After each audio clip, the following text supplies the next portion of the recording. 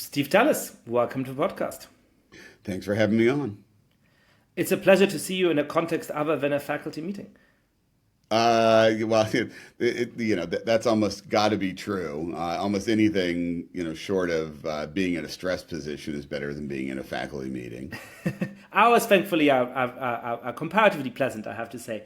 Um, That is true. uh, That is true. I have a question to you about the abundance agenda, which has been discussed a lot in the last weeks and months. And you have a book that I read at the time and thought was really interesting with Brink Lindsay about some similar themes, about the way in which all kind of regulations make it hard to build things in the United States, to do things in the United States. Do you think of that book as a precursor to the abundance movement? Is it different in some way? Sort of lay out for us what you argued back then and how that relates to the discussion that we're having at the moment. Yeah. So I think certainly Ezra and Derek would say that their book is draws on a lot of stuff that came before, and the idea of abundance. The word sort of comes from Derek, and but there's a lot of people who've been working on similar themes for a long time. Brink Lindsay and I published this book called The Captured Economy back in 2017. And the basic argument of that was that the economy had been simultaneously growing slower and getting more unequal. And this was sort of a paradox if you had, cut your teeth reading Arthur Oken's Equality and Efficiency when you were in school, right? That was not a thing that was supposed to happen. There was supposed to be a big trade-off between growth and inequality. And we said that we've been getting a decline in growth and an increase in inequality. And that's because of sort of pervasive rent seeking, right? So the story of the And 80s so, and what are some of 90s. those examples of rent seeking? I imagine you're talking, for example, about the fact that there's a real shortage of doctors in the United States, not because nobody wants to be a doctor, not because nobody would be able to become a doctor, but because sort of the medical associations are limiting how many medical schools there are and how many people can Yeah, go to so right, medical school. so the basic idea in the book is that the usual story we tell of the 80s and 90s is it's neoliberalism, right? Which suggests it's markets that have run rampant, and we deregulated everything, and that led to an explosion of inequality. And we say, for example, right, there's an enormous growth in occupational licensing, for example, in medicine, like you were just describing, throughout this period, right? This is not a period of deregulation. It's in fact a period in which there's a sustained regulatory bias toward upward redistribution. So the book is largely about this theme of upward redistribution, the degree to which the relatively affluent and advantaged have been able to rig the rules for their benefit, right? Now that again explains why you can get declining growth, because there's lower innovation, there's lower dynamism, and so you don't get like lots of new products and ways of organizing economic activity. But it's also the case that the incumbents can protect themselves against competition, and that's doctors, finance, lawyers, and then in housing, right, which we know we've talked a lot about. We talk about in the book. The people who are already the incumbents in the housing market can protect themselves against competition from new supply, which drives up prices. And when you add all that up, So in it housing, makes just to understand that, that's a fancy way of saying that if you already own a home, then your interest is potentially in driving up home prices, since a lot of your net worth is probably bound up in that home that you own. yes, That right. is in the short-term interest, at least, of people who already own homes, but it makes life incredibly difficult for those who don't own a home, who therefore find home ownership more and more out of their reach, etc. And the long-term impact of this is that housing is really expensive when it really wouldn't need to be. Yeah, and so basically that's true in almost any case where there's an incumbent, right? Almost any incumbent wants, having gotten whatever position or resources they've got, they want to prevent competition from the outside, right? Competition from new homeowners, competition from new doctors. And so the story really of the last 40 years is those incumbent anti-competitive interests have won, right? And so, and again, that's our opposite to the neoliberalism narrative that many people are comfortable with, right? Is that this is a period of actual increasing regulation, increasing market constraint. And I do think that fits into the general abundance story, right? There's a reason why that is part of the prehistory of abundance, because again, it tells a very different story than the neoliberalism story. It tells a story about how our dynamism is breaking down, our ability to build things are breaking down because we have all of these anti-competitive, cartelized kind of markets. And so there's a similar, if you look at, the people in abundance talk about, there's, always a very clear reference back to Mansur Olson and the idea that economies generally get sort of break down and sand gets in the gears over time as you get anti-competitive cartels building up. And, you see even people on the very far left and the very far right of the abundance spectrum have that general way of thinking about the political problem, right? That the political problem is, Gulliver getting tied down by the Lilliputians, right? It's all these small anti-competitive interests that grow up in a democratic society, and we need to find some way to actually get majoritarianism. So I've recently published a paper on called "Minoritarianism is Everywhere," but I think both in the captured economy and in the abundance narrative, that's the general power story that's behind it. Great. And so we had this book by Ezra Klein, Derek Thompson, Abundance, a little while ago that really sort of built on this idea and then got very quickly polarized. To what extent do you think that book has, is a continuation of what you were saying? To what extent is it saying something different and new? And to what extent do you think it gets things right or wrong? Yeah, so I think in the way the direct continuity you can see through a paper that I wrote with Sam Hammond and Dan Takish for Niskanen Center called Causes Socialism, which built in a way on the captured economy argument, but at that time a lot of Democrats were out there proposing all kind of new subsidies for this or that, right? For healthcare, for housing, for lots of other things. And the basic argument of the paper was, if you've got a supply constrained domain, right? You've got something where somebody's able to keep supply from adjusting to demand, and you add more money, you add more subsidy. That subsidy can only get processed through the price. It doesn't actually make it more available. It just pushes the price up.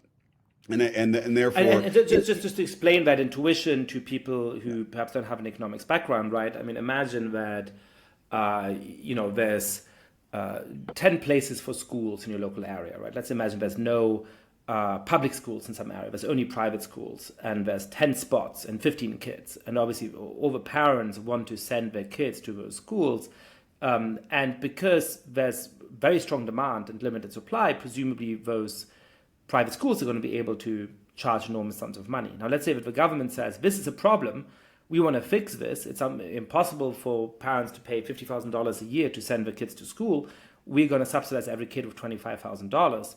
Now, if that allowed new people to open up new schools and offer new places for kids, then that might actually bring the cost down, right? But if there's regulatory constraint, if the incumbents, the existing school, is basically able to stop any new school from getting approved, and they don't have an incentive in increasing the number of kids that they themselves admit, then all that happens is that those 15 parents now have more financial resources to compete for those 10 existing spots. And so actually what's going to happen is just that the price of these spots is going to go up, but 5 kids are still going to be without a spot at those schools. And the same intuition am I roughly capturing this? Yeah, and the same intuition works in healthcare, right? If it's impossible to get new doctors, nurses, hospitals, and you add more subsidy because people can't afford it, that subsidy is just going to go into the pocket of the provider, right? And the same thing is true in housing. By the way, as a side note on healthcare, I think that's something that's really interesting to me in the American debate, because whether it is people who want to emulate something like the British National Health Service, or whether it's more centrist or center-right reforms of the healthcare system, I'm struck by the fact that virtually nobody wants to talk about the artificial limits on the number of doctors that we've alluded to a number of times in this conversation, but B, even more so on the very, very high salaries of medical professionals in the United States. I mean, nurses in the United States make more than doctors make in most European countries.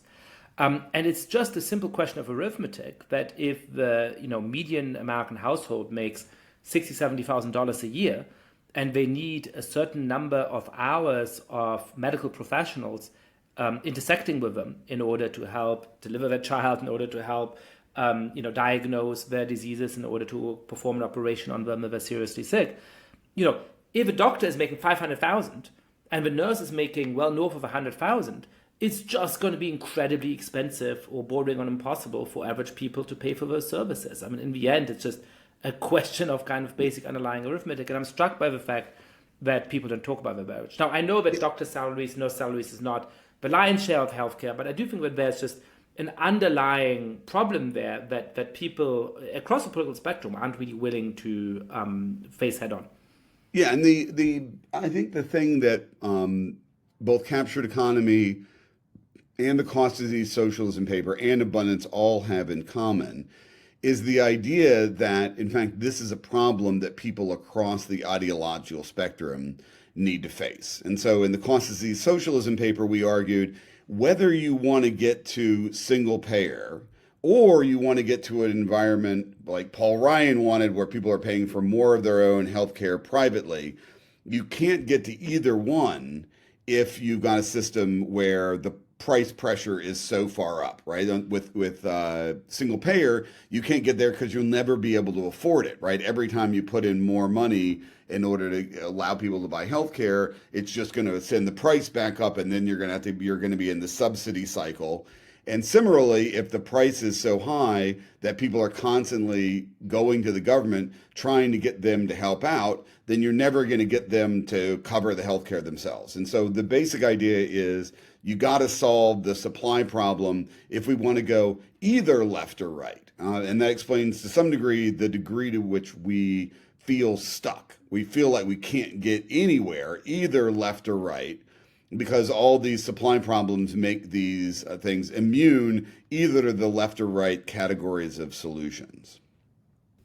So I think it helps to lay out, a lot of the intellectual groundwork for the kind of movement that has arisen around those issues over the last 10 years, including on the most obvious area that we've sort of touched on but not been very explicit about, which is, housing regulation and the so-called YIMBY movement, right? So traditionally, the people who've been very strong are the so-called NIMBYs, the people who say not in my backyard, who are all in favor of housing, renewable energy, all kinds of things. But if somebody wants to put a windmill in their neighborhood, if somebody wants to put up a house in their neighborhood, they're saying, no, that's going to change the character of our neighborhood, that's going to lead to new traffic, that's going to lead, in an honest moment, they might say, to a quote-unquote wrong kind of people moving in. We don't want any of that. And we have seen some success in the last years, including some recent legislative moves in California and elsewhere towards a more YIMBY environment, where people are saying, no, perhaps we do need some amount of greater flexibility in being able to build these new kind of forms of housing. And there's, I think, some excitement about the idea that could stand at the core of the message of a reformed Democratic Party, that the Democratic Party could go towards being a somewhat more aspirational party that actually talks about material abundance in these kind of terms. Now, I have sort of two reasons why I'm somewhat skeptical about how likely that is to happen, and I'd love to run this by you, and I know that you thought very carefully about this issue. The first is that instinctively, I think a lot of, not the voters necessarily of Democratic Party, but the kind of donors, intellectual leaders, etc., still come from an academic and intellectual background where the instinct is to see problems rather than to want to do things, right? Where the instinct is always to say, but what about the adverse environmental effect, even if it's quite minor, of some kind of initiative, rather than to be excited about trying to do something and change something and build something, right? And the second goes back to the power of the incumbents, right? I mean, a lot of Americans are sitting on housing wealth. And even though it is obviously, in the long run, a huge own goal for a country to make it so hard to build housing, but we are all struggling to pay these artificially high housing prices, whether in the form of rent or whether in the form of mortgages. If a lot of people already own a home, and the short-term interest is certainly in trying to preserve those property values or in driving them up further than they are at the moment, it's going to be very hard to make the political case for these kind of changes. So my hunch on the abundance movement is that it is right on the merits, but in terms of making it the center of an electoral platform, it is a very, very uphill struggle, and it may never succeed. So what is your thinking on this? So politically, I've been thinking a lot about varieties of abundance recently, that there are in fact abundances across the entire left-right spectrum. So we just nominated somebody for mayor of New York who at least claims to be in the category of, left abundance or red plenty or whatever you want to call it, right? Who does recognize that there are all these coalitional problems. I always say, the joke is you can't get the full communism through the National Environmental Protection Act. You're going to have to, if you really want to do really big things through public ownership, you're not going to be able to do it through the whole panoply of procedural systems we created in the 1970s. And there are people on the right, which I've sort of jokingly called dark abundance, who also, right, are recognizing they have other kinds of things they think stand in the way. They think, what they call wokeness stands in the way of abundance. They think that's the original source of all the seeds on the everything bagel, right? And therefore we have to get rid of that. So one pathway through the political success of abundance is it's going to infect everything. It's going to affect every ideology, but it's going to appear differently given the thing that people are most worried they can't build, right? So there are people on the right and they're most worried that they're not going to be able to build battleships in order to counter China, right? And they need to build internal state capacity in the Defense Department and our ability to have a defense industrial base, right? And obviously the people on the left, right, there's one category I always call like Cascadian abundance, which is, Washington, Oregon, right? What they want is, a massive rapid transition to green energy. But in some ways, many of the same obstacles stand in the way. So that's one pathway, is just that there's abundances across the whole political spectrum. Now, there's a separate question about, and again, I've written a pretty widely read piece called Building an Abundance Faction. That's about building a specific thing inside the Democratic Party. And the argument I make there is that abundance as an economic agenda, as a way to get growth going, to increase opportunity, to get more housing, goes together with what I would just call sort of being a cultural normie, and that there's an elective affinity there between those two things. They're not necessarily supported by the same people, but if you think about what's the coalition that could sort of break the power of the old interest group liberalism plus the far left that's been dominating the Democratic Party, it's going to be some combination of people who are motivated by abundance and growth and people who worry that the Democratic Party has gotten too far out of its skis on crime, on schools, on social disorder, on homelessness, on all those other things. And you can already see that in a way in San Francisco, right? The winning coalition, even in San Francisco now,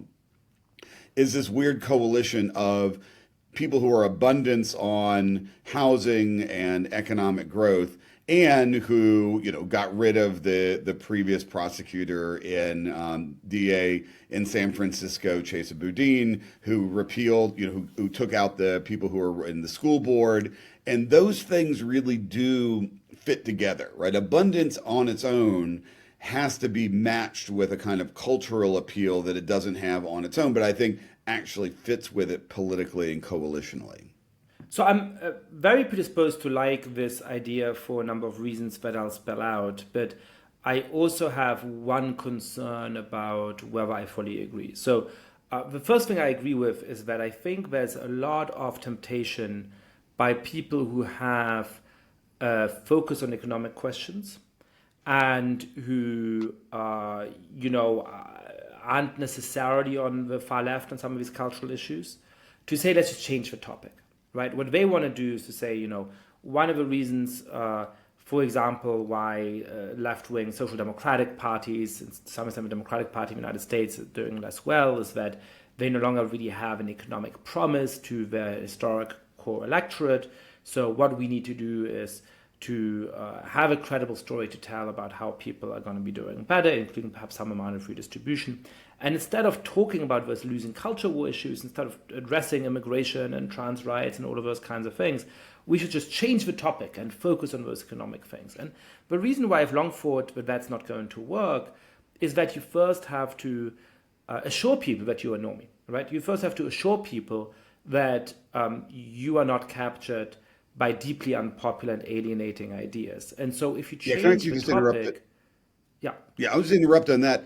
I mean, that assumes that you have control of what the topic is, which is a weird assumption in politics because, politics is a strategic interaction where, your opponent gets a say in what the topic is too, right? And so that's where the idea that you can simply keep your whatever unappetizing set of issues and then move it over. And now obviously you want a sufficiently attractive economic message that more of the conversation gets on that, but that isn't a way to get out of the fact that you've got a bunch of unappetizing cultural kind of offerings.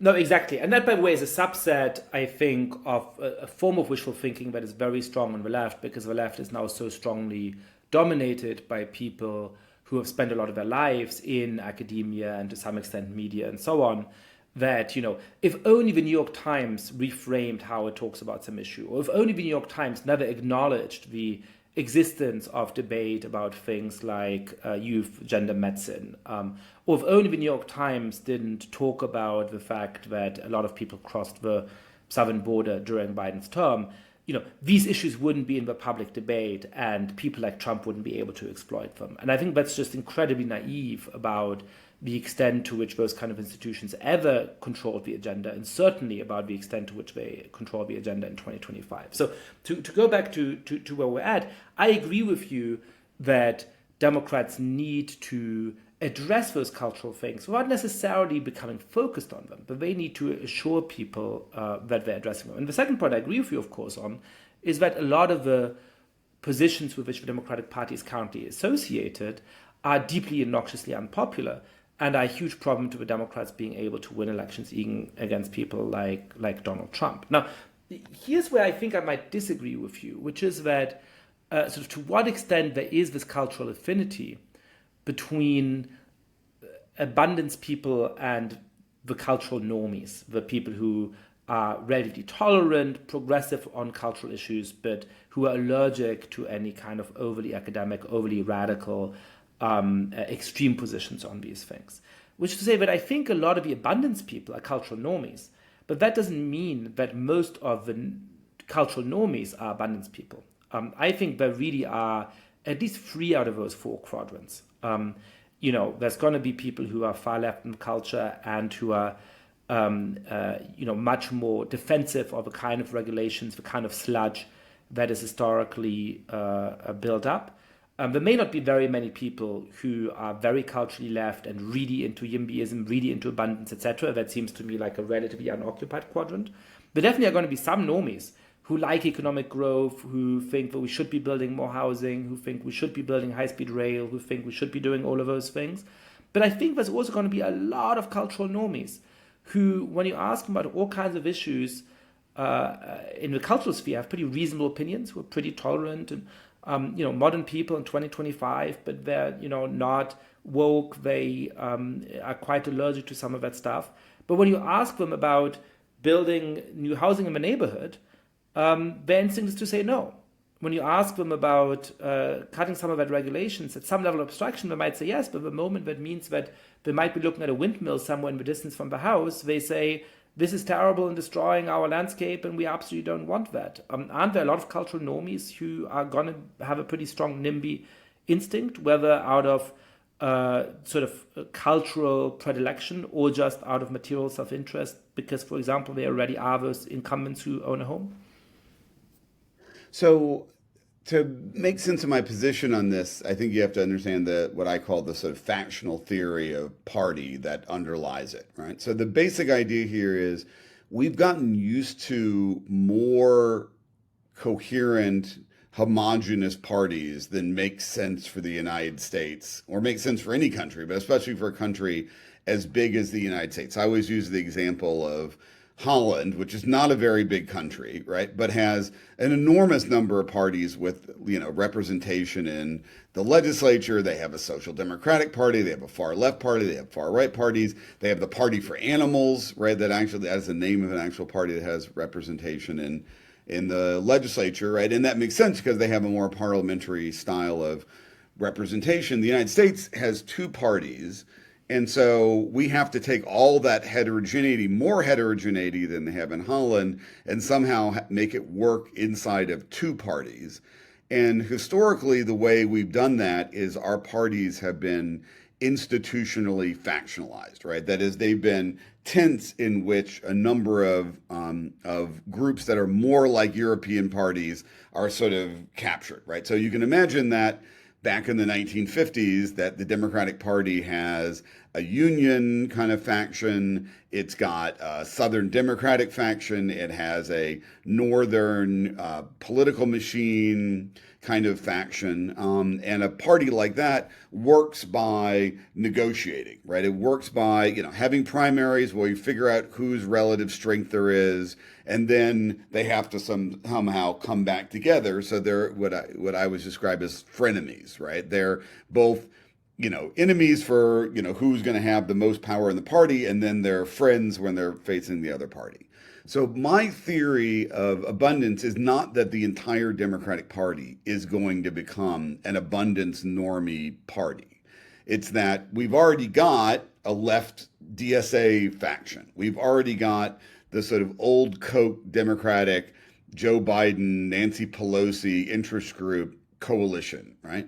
What we don't have is a faction that doesn't have to be anywhere near a majority that combines abundance on economics and normie on social issues, right? But that's enough to get the party big enough to be consistently not just competitive, but big enough, be a big enough coalition to actually keep out this sort of MAGA right. And so the theory here is, right, it's both about like how do you get power in the Democratic Party, but also how do you get the Democratic Party big enough. And I think the thing we've seen with the last few elections is, whether it's Harris or Biden or whoever, they can, if they're going to win, they're just going to sneak by, which means they're trying to squeeze just the last drop out of a coalition that's fundamentally too small. And so the aspiration here is that the creation of a new faction inside the Democratic Party that's competing for preeminence, that's part of that negotiated deal, which is, you think about 2020, that's exactly what Biden and the left of the Warren and Sanders people did, right? They had a primary, Biden won, or, he stole it, depending on who you're talking to. But then, just like a coalitional party, everybody got around the table and they said, okay, well, that's the division of who won, but now we're going to divide up the spoils. So Warren got a lot of appointments in the Biden administration. Sanders got people put places. If you had an abundance faction that was part of that internal negotiation, then the personnel of the party would have to represent that. The message of the party, there would be more sort of pushback on some of the cultural issues as opposed to just having a kind of internally homogenous discussion. And so that's the theory is even if it's just 10 or 15 or 20%, that's enough to actually get the party big enough to win and to push back against its crazier kind of internal dynamics. So perhaps we're getting too in the weeds here. I guess my question is still, why should those two things be married to each other rather than be independent? I mean, why shouldn't we have an abundance caucus within the Democratic Party which is pushing for all of these kind of policies, but which isn't necessarily taking sides in the cultural fights of a party. And perhaps there would be some people who are relatively far on the left on cultural issues who might join that kind of caucus. And why, conversely, shouldn't we have a cultural moderation caucus, which to some extent we have in the Democratic Party, though it's not nearly sufficiently activated, that could include some people who might be on the NIMBY side on all kinds of things. And if we have that, then we might need to have representation of each of those factions in the party. And perhaps having two factions fighting for this is going to be even more influential, because even more of these people are going to have to be sitting around the table. Why think that again, I agree with the importance of each of those things. Why should that be one faction rather than two factions, given that there are issues at stake that, at least in theory, can be separated from each other, and there's going to be at least some voters, a lot of voters, but even some representatives, I think, who would get on board with a cultural moderation piece, but wouldn't get on board with the abundance piece. So I would say first that there are economies of scale in factions, right? If you want to actually push back against the existing power centers of the party, you do need a large enough sort of group, right, that can itself have its own internal heterogeneity. So I think, there are going to be people who are going to be more leaning toward, again, the other thing is to say, I don't really like cultural moderation, because I think the really damaging set of issues for Democrats are more around social order. I think the trans stuff is a problem too, but the really big problem for the Democratic Party is it's viewed as, to some degree, the party of disorder. It's the view as the party of people sleeping on the streets, of crime, of disorder at the border, all of those sort of set of issues. And I do think those actually go together with the abundant stuff more than you might think, right? Because I think for most voters, those are about whether government is working for them on the really kind of simple things that government does, right? What abundance does is it's trying to center the really fundamental material challenges people have, and the challenges of raising their kids, about whether or not the general, whether the university they send them to seems completely, crazy. That's a public, for most people, that's a public service, right? They want to think that that public service is serving the relatively normal preferences that they have. It's the same thing with police, same thing with border stuff. So I actually think those go together, the emphasis on material issues, on economics, right? Really simple, like, can you afford housing? Can you afford healthcare? And is the government keeping you safe? Is it operating schools that you can send your kids to with a relatively high level of confidence? That's trying to center those relatively normal considerations, as opposed to constantly pushing the cultural envelope with things that seem eccentric, that are not really appealing to what most voters really care about. A couple of thoughts on this. One is just, I guess, semantic. It's not clear to me why those bread and butter, very important public order issues can't be framed in terms of cultural moderation. It seems to me that how people think about that is, for example, yes, I too am concerned about police violence in general, police violence against African Americans in particular. That is a very reasonable concern.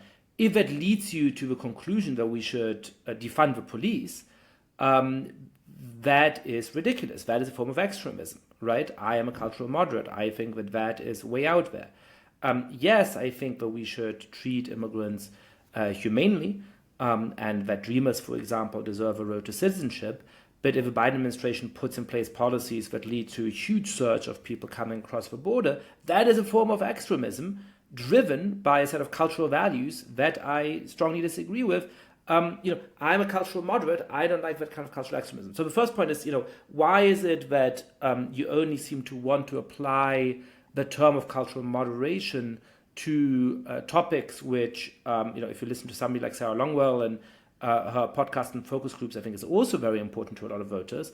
I agree with you, perhaps ultimately less important than the public order stuff. But why only apply that term of public order to that? But the second related question, which perhaps a little bit more substantive, is aren't you underplaying to what extent these two concerns can actually cross-cut? So if somebody is a homeowner in a nice but not incredibly affluent neighborhood, and they feel that a neighborhood over, which is a little bit poorer, a little bit less affluent, things have started to go out of hand a little bit, crime is up, public order is a problem over there, perhaps there's some drug dealing going on, etc.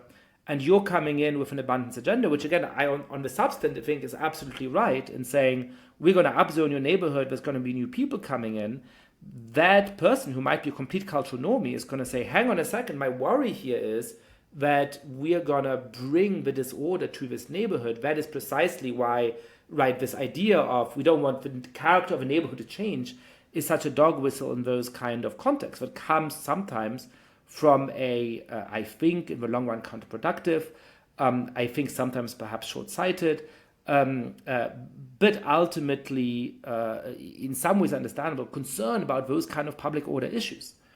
Well, let me actually answer that question in two ways. One is I actually think substantively, YIMBY and public order go together, right? Not politically, but substantively, because if you do want more housing, if you do want people to be able to build, I think you need to guarantee them that those new neighbors are not going to be a source of public order, right? And so I do think there's like a credible commitment thing there that yes, we do want more housing, we want apartments being built, but somebody's going to be on top of that, right? Somebody's going to be making sure that, again, most of the people who are going to be moving in also want police protection and order maintenance. So there's not really a conflict there, so long as you were suggesting, right, police are serving the public, right? So long as they're not actually a source of risk or harm themselves. And that's why those two things are, go together, right? Having police that actually are out there, they're aggressive, they're, trying to prevent crime, and they're well trained not to abuse citizens. So one thing is I'll say those go together. If you want people to accept more housing, they have to believe it's not going to be a source of social order, and you have to be able to credibly make that argument. And that's why, why policing and increasing policing and these things go together. Politically, the other thing I would say is I don't think there's no things that naturally go together in politics. So I'm influenced by Hans Noel's, book on political parties that argues that both liberal and conservatism were not like these assemblages of positions that just fit naturally together. If you think about, fusionism and conservatism, the idea that sort of Cold War hawkishness and religious conservatism and free markets, right? That those things are not natural, right? Somebody did political work to convince people that those things fit together and to think about policies that made them work together. And so that's again, as we say in our business, that's a socially constructed coalition as opposed to a natural coalition. And social construction is a thing that political entrepreneurs do. And so that's why, again, I think part of this project of actually making this work, of actually getting abundance to have enough power to actually get, leverage inside the Democratic Party and in national politics, you have to make that thing feel natural in a way that it doesn't necessarily always fit together. You have to emphasize the places where there's an affinity between those two things. And that's what coalition builders and makers do. And that's why, I'm, again, me and Matt Iglesias, I feel like texting each other all the time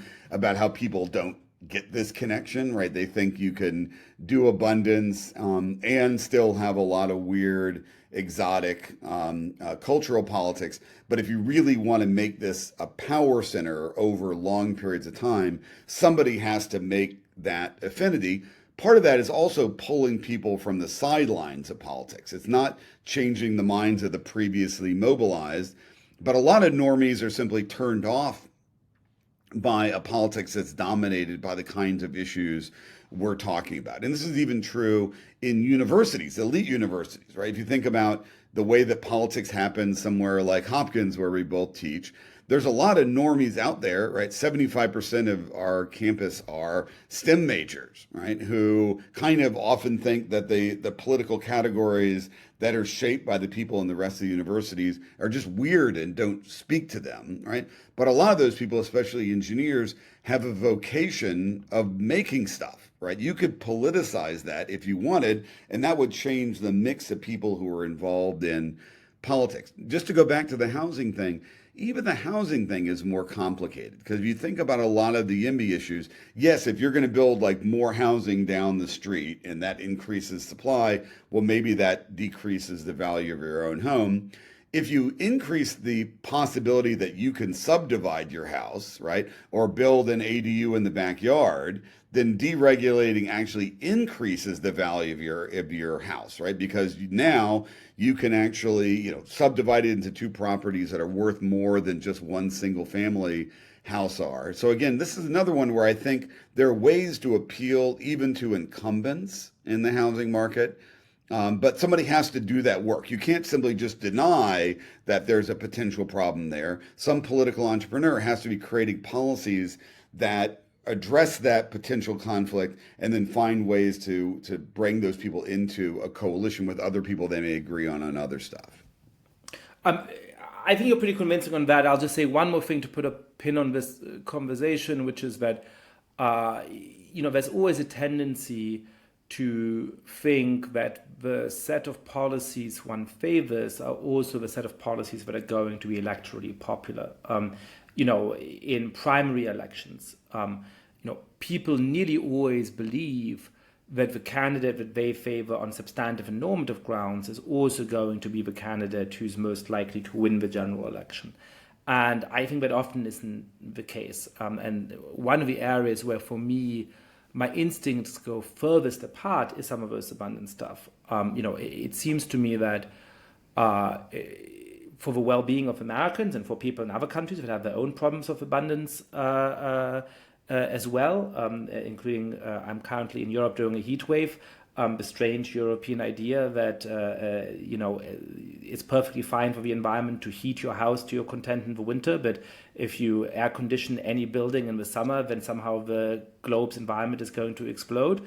I think an abundance agenda that proselytizes the advantages of having air conditioning in Southern Europe would certainly be good for Europe as well. So on substantive grounds, I'm very much in favor of the abundance agenda. I worry that some of my friends and colleagues and comrades in this fight, I suppose, are understating the extent to which in the short run it's going to be an electoral liability. Now, in the long run, by the way, it's very important for the Democratic Party to show that it can govern. The contrast between California and Texas at the moment is very damaging to Democrats. So being able to govern on an abundance agenda is something that could improve the party's brand in the long run. I just worry that there is an understatement of how hard it is going to be to put that message out there in a way that is electorally winning rather than losing. But since you mentioned universities, I want to talk a little bit about that, which is a related issue but a distinct issue as well. How is it? So first of all, what do you think the university environment is like nowadays? I think it's hard to speak about the shortcomings of universities at the moment because I think they are real and of long standing, and at the same time there is a very dangerous political attack on universities that I think sees them as its enemies to such an extent that it just wants to weaken them as institutions of American social life, which is bad for a number of reasons. So, first of all, sort of how do you assess what the remaining strengths of universities are, but where some of the concerns about the ideological monoculture are well justified? And secondly, how do you think that the sort of academic milieu, the extent that nearly everybody who has anything to say in the Democratic Party now is a product of elite universities in a way that just wasn't the case 50 years ago, is shaping and misshaping the broader intellectual conversation, especially on the left and perhaps the center in the United States? Yeah, so that's a lot, a lot to chew on. First of all, I'll just say my theory of universities, which I laid out in a piece that was in National Affairs last summer on academic sectarianism, uh, is that there is a problem in the politics of professors, right? I think that there is in the sense that there is what I would call sort of selective recruitment into the profession. That there's not like some normative standard that we can say that we know what the political preferences of the population of professors ought to be, and that until we get it up to there, we're missing the mark. I think that would be a weird thing to think. But on the other hand, I think there's clearly there's self-selection out of academia because people look at who's in academia now and they assume that it's not for them. There's lots of disciplines where the things people study seem not to reflect the kind of interest that they have. The obvious ones people keep talking about are like sociology of the military, or military history in the history, studies of religion, lots of other subjects like that, which used to actually be major subjects that are not in. But a lot of people who are either somewhere between normie and conservative look at the absence of those subjects and they conclude that the field's not for them, right? And they look at who's going into graduate school now, which again, my perception is significantly further left even than when I was in grad school, and has more of an activist conception of what the job of a grad student is, right, than it was when I was in grad school. And then people look at that and say, well, that's not for me. I might be interested in books, I might be interested in research, but if that's what it is, then it clearly isn't for me. And so, in that process becomes kind of recursive, and that's what's happened in academia.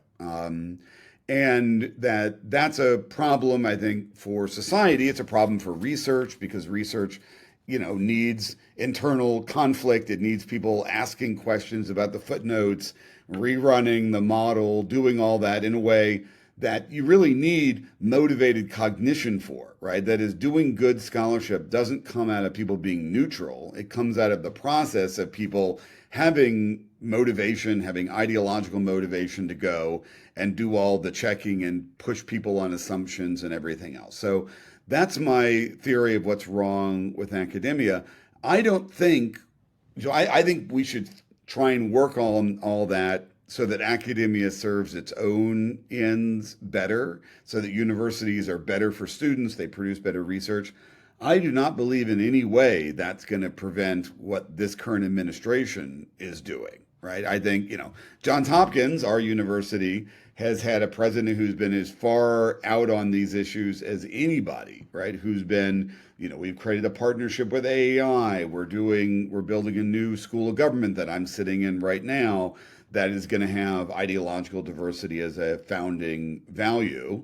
And we got all of our grants cut too, right? So I think, the people who think that this is going to give them like Chris Rufo repellent are entirely wrong. There seems to be no evidence that the MAGA kind of people discriminate between the people who are actually trying to work on these issues and the people who are not.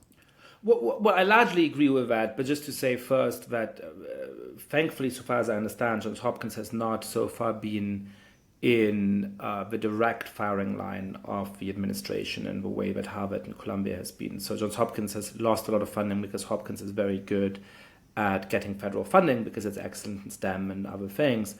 From my understanding, there hasn't been a direct attack on Hopkins in the way there has been in those universities. More importantly, I think it's a question of where the reasonable public is going to shake out. 10 years ago, a majority of Americans had a positive opinion of higher education. And if that was still the case, it might be somewhat more difficult for the Trump administration to be doing what they're doing now. But the Trump administration is doing plenty of unpopular things and plenty of things that are pretty far out there, so who knows? But when I'm thinking about, over the course of 20 or 30 years, where will the willingness of the American public to invest in things like high-level research grants that allow universities to do basic research into really important things shake out. 20 or 30 years from now, what will the American public's willingness to tolerate endowments that have some amount of tax-favored status shake out? These questions are going to matter a lot. So I don't think we have a disagreement on that. So in the short run, I don't think this makes a huge difference. But there is, beyond the most important question of how do universities live up to their mission, also a question of, these universities rely on the goodwill of a taxpayer. And what can they do so that the average taxpayer looks at these universities and says, I don't agree with everything that's taught at universities, I don't agree with everything this university does, but I can recognize the value that these universities provide to our country. And that, I think, is a legitimate question to ask and is responsive to some of the things that universities do or don't do. I mean, I do think, now again, when I think about the things that really damage universities' reputations, I actually think that a lot of the protests and sit downs and everything that came after the attack on Israel, right, really damaged universities, right? Because it really, again, seemed like universities were taking a side in a very highly conflictual way. They, again, if the people who were sitting in at Columbia were all protesting against Americans' open immigration policy, right?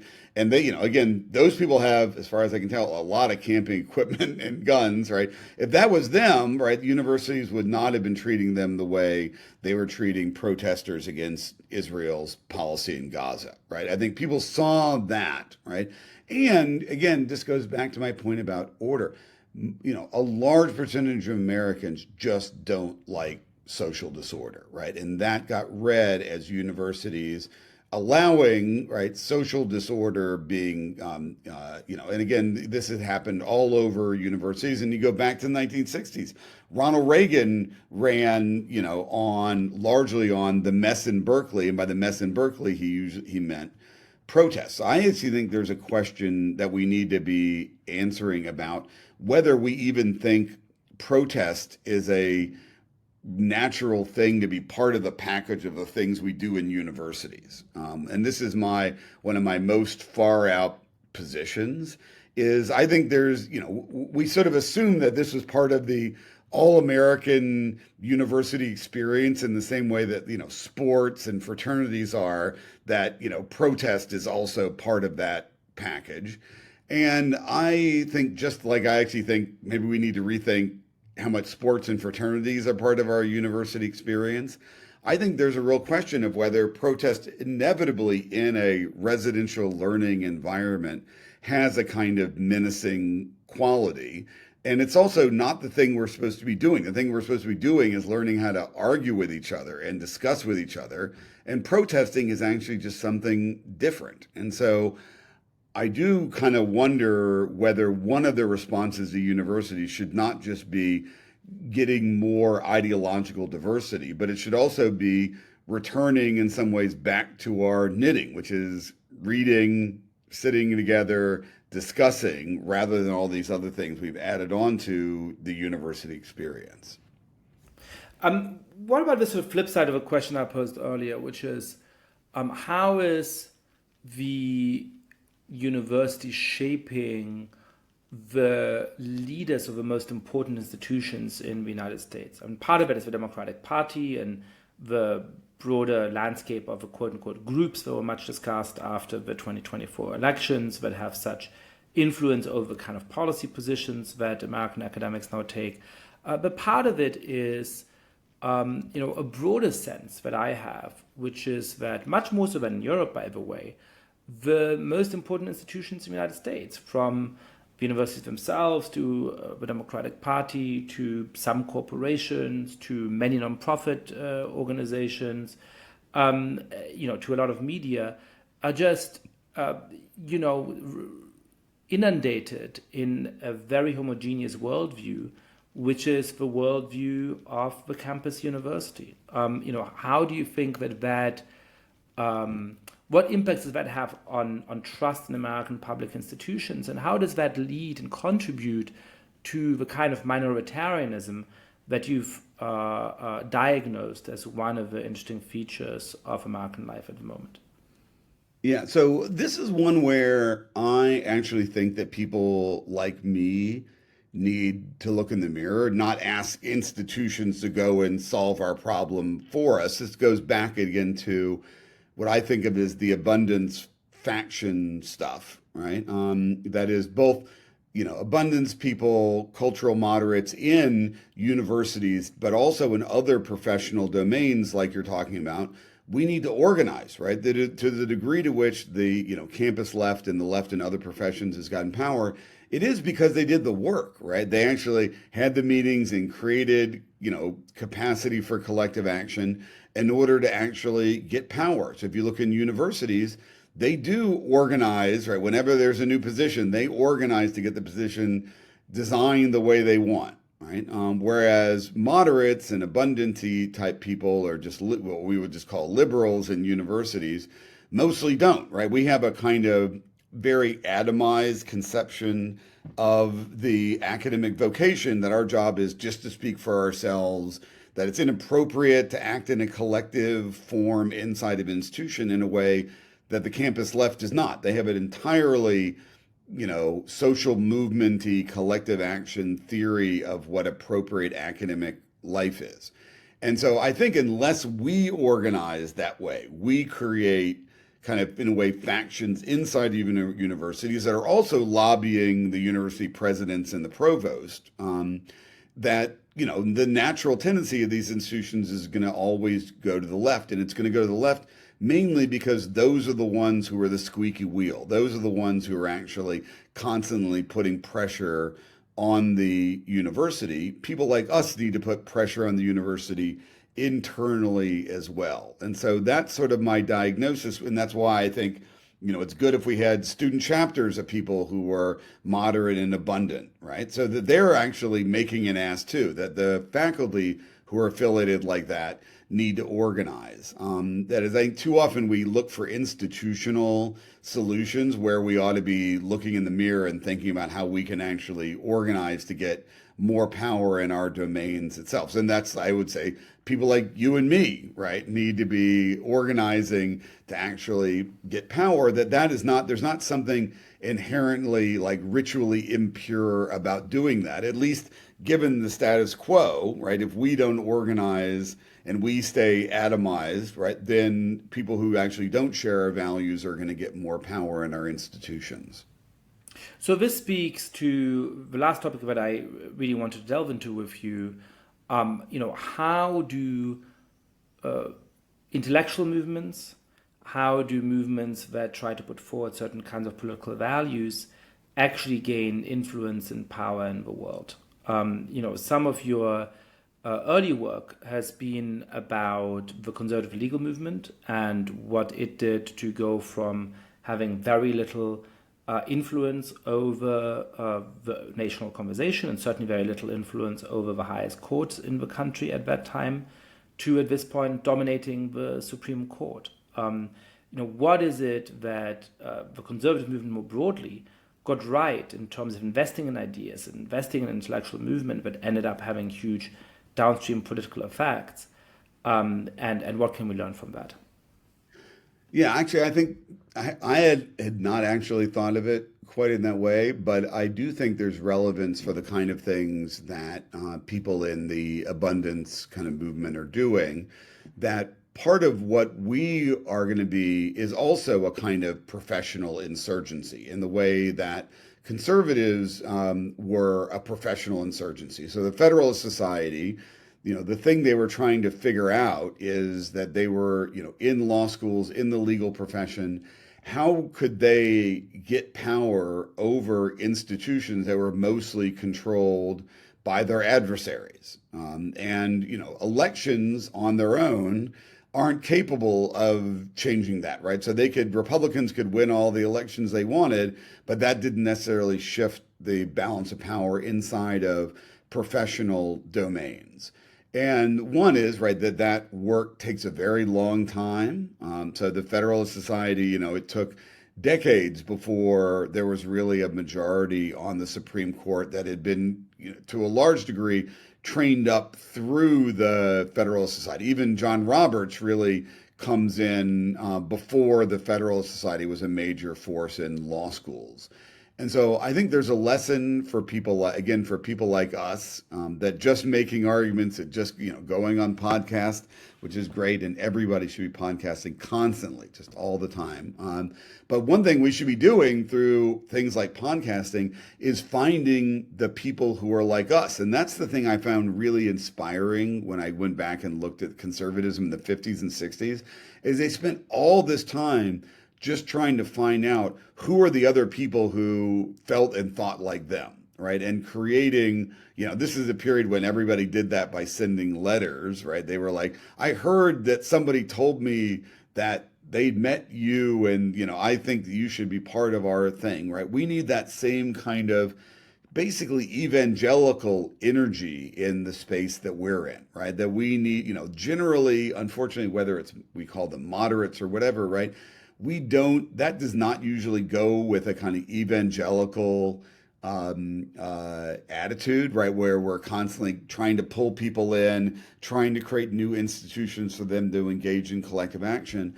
But I do think for many people that things have gotten bad enough in professionalized domains that they do understand the risk. They understand that if they don't work together with other people, they're going to be, they're not going to be able to work around this on their own. They're not going to be able just to publish their way out of the general problem that they're facing. And so I do think there is a temperamental problem, and I don't know enough about the psychology to know whether actually there's some inverse correlation between doing the kind of evangelical organizational work that builds institutions and collective action and networks doesn't go together with sort of moderation on ideology.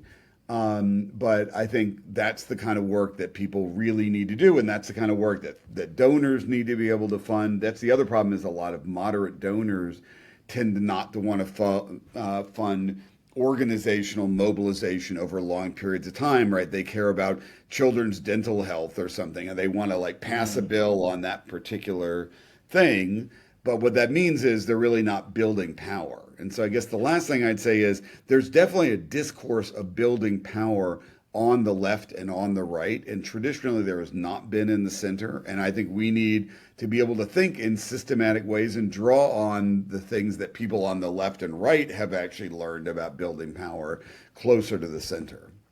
Yeah, I mean, it strikes me that I did a little bit of research on the conservative movement to try and understand how they succeeded in building up an incredibly impactful constellation of institutions that took ideas which were very marginal to American politics and made them dominant, from the election of Ronald Reagan until at least the 2016 primary in which Donald Trump took over the party, really shaping an era of American politics. And they did that not just by funding think tanks where people could research those ideas and put them forward and so on, not just by funding the Federalist Society, which had a huge impact on the judiciary, but by building an esprit de corps, right? By telling young conservatives, if you're smart and ambitious and you want to devote yourself to these ideas,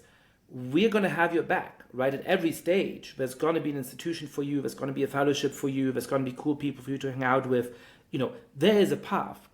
And I think that path exists on the left today in good part because so many mainstream institutions have basically become captured by the left. So, if you're on the left, the path for you is within the mainstream institutions that now basically are very, very hospitable to your ideas and views. The university is a huge source of effective funding for left-wing political ideas. I was very struck one time being at a dinner at the Harvard Kennedy School in which we were discussing a recent paper which claimed that the right has much more political money and much more resources than the left. And I said, does that paper account for this dinner. We're at a very nice restaurant with, 10 named faculty members, all of whom were so far on the left, not so far on the left, they weren't extremists, but were so obviously on the left, but it was just assumed that everybody around the table would share their political goals. And of course, none of that kind of money is accounted for in the kind of paper that we were discussing, right? So there's a lot of institutional and monetary power in those institutions that basically goes to the left. And then the center doesn't have very much of it. And when I founded Persuasion, one of my theories was explicitly that liberals used to think that they don't need institutions of their own because they had power in those mainstream institutions, that philosophical liberals are now at best marginal in those institutions. They have a foothold in them, but they certainly don't dominate them anymore. And that therefore we need to build that kind of cultural power of our own. And I think in part I'm not a very effective fundraiser, but I've been struck by how hard it is to get charitable funding for this. Persuasion lives largely from the generous subscriptions of our readers. We do have a few very generous funders who have helped to sustain us over those years, and I'm very, very grateful to them. But I'm struck by how many times you knock on the doors of large charitable organizations, and they have friendly conversations with you, but then they give funding to activist organizations, to convenings, to all kinds of things, but not to the kind of institutions like Persuasion, I think, which are necessary to build intellectual power for those liberal ideas. So I guess, why do you think that is, and what would it take for foundations, for donors, for other people in this space to recognize how impactful an investment, putting money into idea generation, into providing a career path for people who hold those values, into creating this esprit de corps actually is?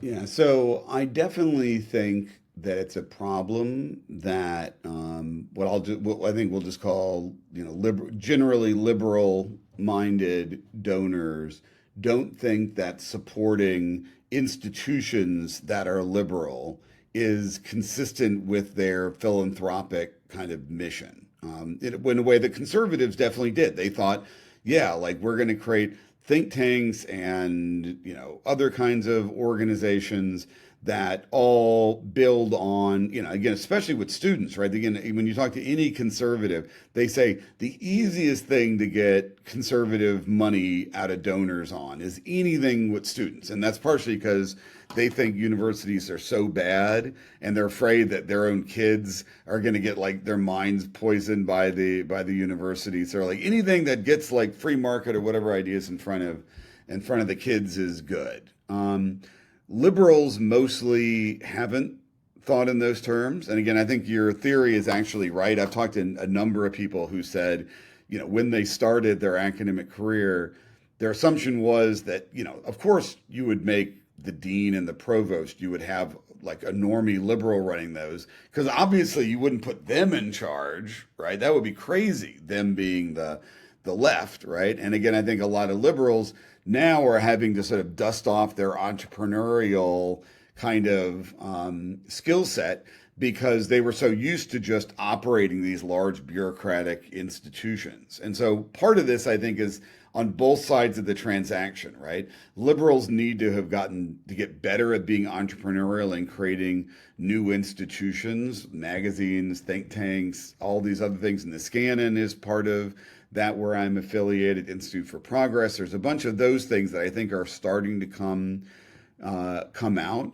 But we need a few donors who look in the mirror and say, supporting this larger apparatus of liberalism is my philanthropic mission. And again, it'll always be a problem if these liberal institutions need to get resources from donors who are not themselves fundamentally committed to the liberal project. But I do think we are in the beginning of that institution building project where people are building ideas about what's appropriate philanthropically. I think that some of the new money that's coming into some of these fields will decide that that's the thing they want to do.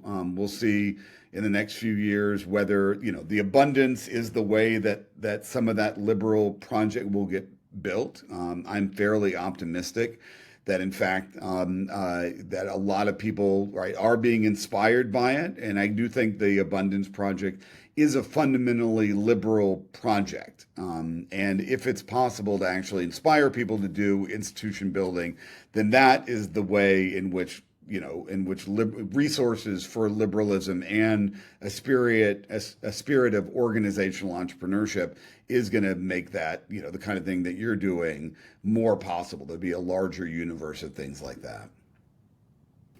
Steve Teles, thanks so much for coming on the podcast. Thanks for having me.